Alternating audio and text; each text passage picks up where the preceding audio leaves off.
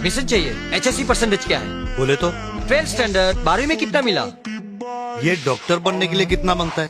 कम से कम 90%। हाँ तो मिला ना, क्यों सर? हाँ मिला, शाम तक सर्टिफिकेट मिलेगा, उसका टेंशन है। तो फिर एक प्री मेडिकल एंट्रेंस एग्जाम देनी होगी, और अगर उसमें पास हो गए तो एडमिशन ऑटोमेटिक मिल जाएगा।